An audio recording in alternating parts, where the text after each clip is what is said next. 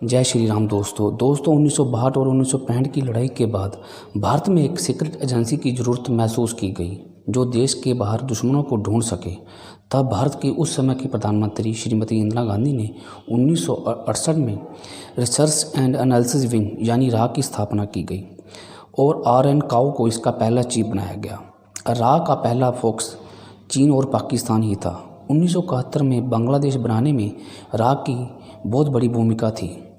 18 मई 1974 में भारत ने जब अपना पहला परमाणु विस्फोट किया तब से पाकिस्तान ने भी अपना परमाणु बम बनाने की खोज शुरू कर दी थी।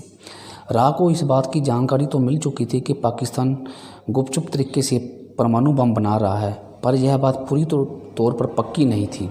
दूसरी ओर इजराइल की खुफिया एजेंसी मोसाद भी पाकिस्तान के परमाणु बम को लेकर बहुत चिंता में थी, क्योंकि उसको डर था कि पाकिस्तान यह परमाणु बम मुस्लिम देशों को बेचेगा।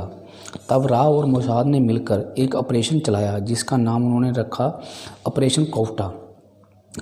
तब तक राह ने पाकिस्तान में अपने एजेंट्स का जाल भी बिछा दिया था। तब राह के एक एजेंट ने यह पता लगाया कि पाकिस्तान के वैज्ञानिक एक खास सैलून में जाकर अपने बाल कटवाते हैं। तब उस एजेंट ने बड़ी चालाकी से उस सैलून से उन वैज्ञानिकों के बाल चुराकर भारत में जांच के लिए भेजा। जब इन बालों की भारत में की लैब में जांच की गई तब उन बालों में यूरेनियम पाया गया, जिससे यह बात पूरी तरह से साफ हो गई कि पाकिस्तान परमाणु बम बना रहा है। तब राह के एक एजेंट ने पाकिस्तान के एक वैज्ञानिक को $10,000 देने के बदले उस परमाणु प्लांट का ब्लूप्रिंट देने को तैयार कर लिया था। पर उस समय इधर भारत में सरकार चेंज हो गई थी। जनता पार्टी की सरकार इलेक्शन जीत गई थी और श्री मोरारजी देसाई भारत के छठे प्रधानमंत्री बन गए थे। मोरारजी देसाई जो गांधीवादी विचारधारा के थे, वो शुरू से ही राह से बहुत चिढ़ते थे और उन्होंने आते ही राह के बजट में 40% की कटौती भी कर दी थी। अब राह के पास समस्या ये खड़ी हो गई थी कि $10,000 देने के लिए उसे प्रधानमंत्री की परमिशन की ज़रूरी थी।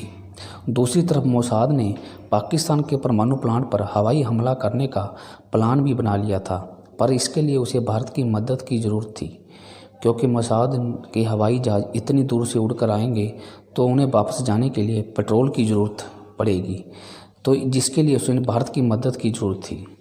तब उस समय के राह के चीफ श्री मोरारजी देसाई के पास गए और उन्हें पूरा प्लान समझाया और पैसे की मदद मांगी, पर मोरारजी देसाई ने राह के चीफ को खूब खरी खोटी सुनाई और पैसे देने से मना कर दिया, और साथ ही राह के चीफ को यह भी कह दिया कि वो इस प्रोजेक्ट पर तुरंत काम बंद कर दें।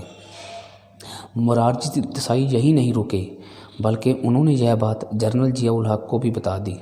जनरल जिया यह बात सुनकर हैरान रह गए और उन्होंने तुरंत ही ISI को इस पर एक्शन लेने को कहा। तब ISI ने राह के एजेंट्स को ढूंढ कर मारना शुरू कर दिया। हमारे प्रधानमंत्री की इस बेवकूफ़ी के कारण राह ने अपने बहुत सारे एजेंट को गवा दिया था और पाकिस्तान ने मोरारजी देसाई से खुश होकर उन्हें अपने देश का सबसे बड़ा सम्मान निशान-ए-पाकिस्तान से नवाजा था। अगर मोरारजी देसाई ने ऐसी बेवकूफ़ी ना की होती तो आज पाकिस्तान के पास परमाणु बम नहीं होता। तो दोस्तों, आपको यह मेरी वीडियो कैसी लगी? अगर अच्छी लगी तो प्लीज़ इसे लाइक, शेयर और कमेंट ज़रूर कीजिएगा। धन्यवाद।